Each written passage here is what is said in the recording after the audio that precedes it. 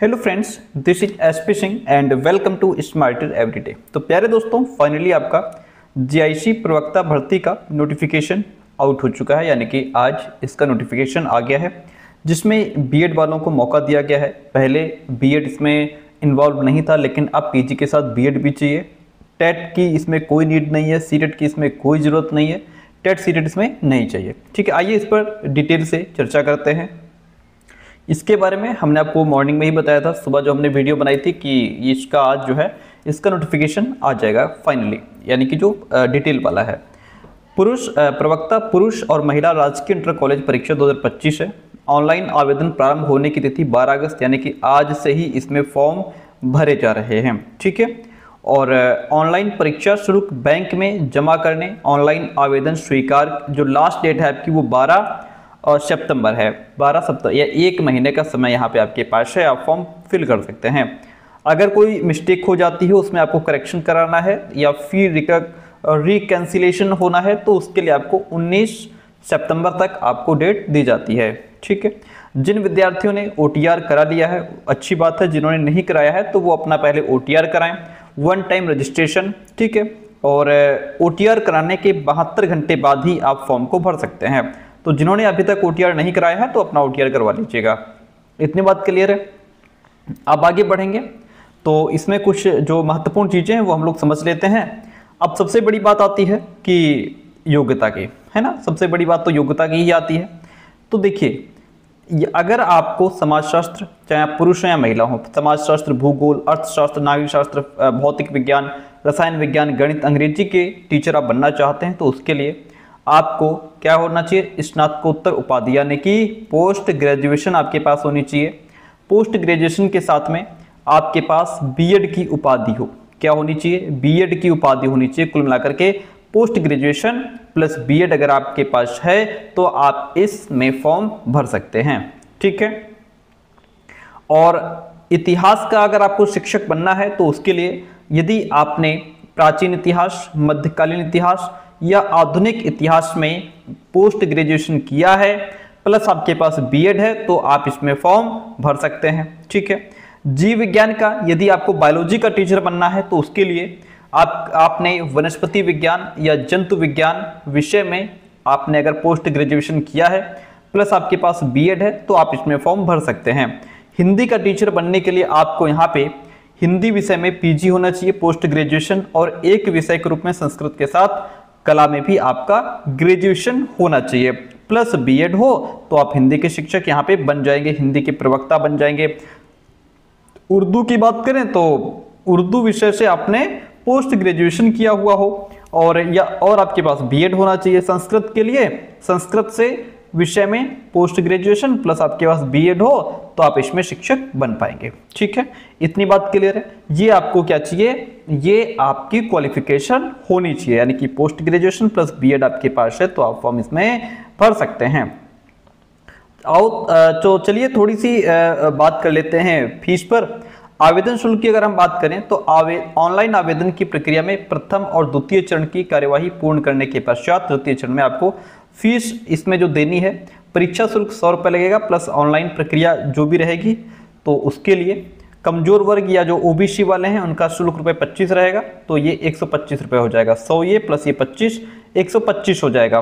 ठीक है, अनुसूचित जाति जनजाति वाले जो हैं इनको 65 रुपीज़ देना है, दिव्यांगजन को 25 रुपये देना है, भूतपूर्व सैनिक हैं तो उसको 65 रुपये देने हैं।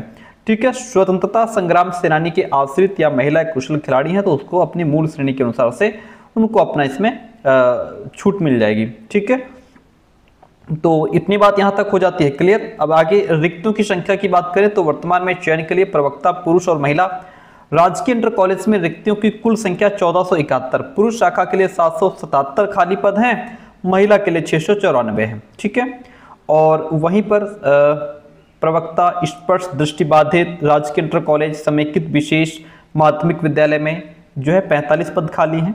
और वहीं पर ये कह रहा है कि प्राध्यापक उत्तर प्रदेश जेल प्रशिक्षण के लिए 2 पद खाली हैं। तो इस तरीके से ये यहाँ पे वैकेंसीज आपको देखने को मिलती हैं। और आगे बढ़ेंगे तो इसमें कुछ और जो महत्वपूर्ण चीज़ें हैं वो हम लोग समझ लेते हैं, जो काम की चीज़ें हैं। और हाँ, आयु सीमा की बात कर लेते हैं हम लोग, एज लिमिट की बात कर लेते हैं। देखिएगा, यहाँ पे अभ्यर्थियों को 1 जुलाई 2025 को 21 वर्ष की आयु अवश्य पूरी करनी चाहिए। यदि आप 21 साल के हैं, 21 साल से लेकर के 40 साल तक के हैं तो आप फॉर्म इसमें भर सकते हैं। वहीं पर अगर आपको छूट मिलनी होगी, अनुसूचित जाति, अनुसूचित जनजाति, ओबीसी वर्ग में अगर आप आते हैं तो आपको 5 साल की छूट मिल जाएगी। ठीक है, 45 साल की भी अगर आप हो रहे हैं तो आप यहाँ पे फॉर्म भर सकते हैं। ठीक है, अब यहाँ पे मुख्य जो प्री एग्जाम होगा, मुख्य लिखित परीक्षा के संबंध में कुछ सूचना है। प्रारंभिक परीक्षा में सफल होने जो प्री एग्जाम, देखिए 2 लेवल पे एग्जाम होगा, एक तो प्री होगा, एक मेन एग्जाम होगा। यदि आप प्री क्वालिफाई कर लेते हो देन आप मेन में जा पाओगे, मेंस दे पाओगे। ठीक है, अब यहाँ पे एक चीज और है, जो प्री एग्जाम आपका ये पहले होगा ये एमसीक्यूज बेस्ड होगा।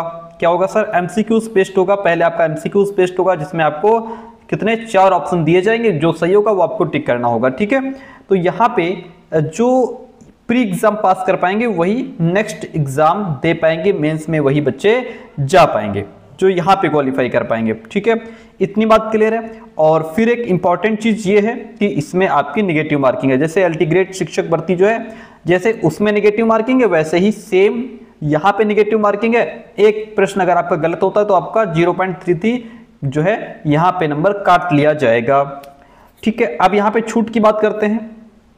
देखिए, अनुसूचित जाति, अनुसूचित जनजाति अभ्यर्थियों के लिए न्यूनतम दक्षता मानक मिनिमम एफिशिएंसी स्टैंडर्ड 35%, यानी कि अनुसूचित जाति जनजाति जो वाले जो विद्यार्थी हैं ये यदि पेपर में 35% नंबर लाते हैं तो ये नेक्स्ट एग्जाम में जा पाएंगे, और अगर 35% से कम नंबर लाते हैं तो वो चयन सूची में सम्मिलित नहीं किए जाएंगे। वहीं पर जो अन्य श्रेणियों के विद्यार्थी हैं उनको 40% नंबर लाना ही है यदि वो नेक्स्ट एग्जाम देना चाहते हैं तो। ठीक है, अगर आपके 40% नहीं आते हैं, 35% नहीं आते हैं तो आप पहले ही बाहर कर दिए जाएंगे।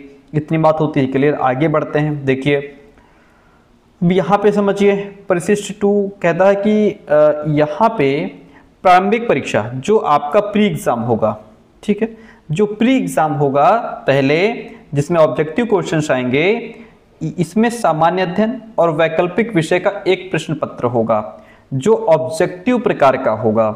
ठीक है, इसमें आपसे जीएस पूछी जाएगी और प्लस आपका सब्जेक्ट पूछा जाएगा। ठीक है, इसमें प्रश्नों की संख्या 120, वैकल्पिक विषय के 80 प्रश्न, जो आपका सब्जेक्ट है उसके 80 प्रश्न होंगे, जो जीएस है जो सबके लिए है वो 40 प्रश्न होंगे, जो कुल 300 अंकों का और समय 2 घंटे होगा। समय कितना दिया जाएगा? 2 घंटे दिया जाएगा। ठीक है, 300 नंबर का पेपर होगा। अब इसमें जीएस में क्या पूछा जाएगा आपसे? जीएस में जैसे सामान्य ज्ञान हो गया, भारत का इतिहास हो गया, भारतीय राष्ट्रीय आंदोलन, भारतीय राजतंत्र, अर्थव्यवस्था, संस्कृति, भारतीय कृषि, वाणिज्य, व्यापार, ये सारा जो सिलेबस है ये आपका किसका है? सामान्य अध्ययन का है। जीएस में आपको ये 11 पॉइंट इसी से रिलेटेड पढ़ने हैं, यहीं से क्वेश्चन पूछे जाएंगे। फिर आपका जो सब्जेक्ट है वो सब्जेक्ट से तो फिर कहीं से भी क्वेश्चन पूछ लेगा। वैकल्पिक विषयों का पाठ्यक्रम मुख्य परीक्षा की बात ही होगा, यानी कि आपका सब्जेक्ट पर आपकी पकड़ होनी चाहिए। जो आपका सब्जेक्ट है, आप हिंदी से दे रहे हो, इंग्लिश से दे रहे हो, ये सारा आपका कवर होना चाहिए। इसका सिलेबस जो है वो नीचे विधिवत तरीके से दिया है कि आपसे क्या क्या पूछा जाएगा, इंग्लिश में क्या पूछा जाएगा, है ना। इधर देखिए इंग्लिश का सिलेबस है, ये रसायन विज्ञान का सिलेबस है और इसको आप डाउनलोड कर लीजिए। भौतिकी का है, जो हमारा व्हाट्सएप चैनल है उसका लिंक डिस्क्रिप्शन बॉक्स में है, वहाँ हम इसकी पीडीएफ शेयर कर देंगे। ठीक है, तो यहाँ पे देखिए जंतु विज्ञान का सिलेबस दिया हुआ है, ये सारा सिलेबस कंप्लीट इसमें दिया हुआ है। तो ये सारी इंफॉर्मेशन थी जो हमने आपको पहुंचाई।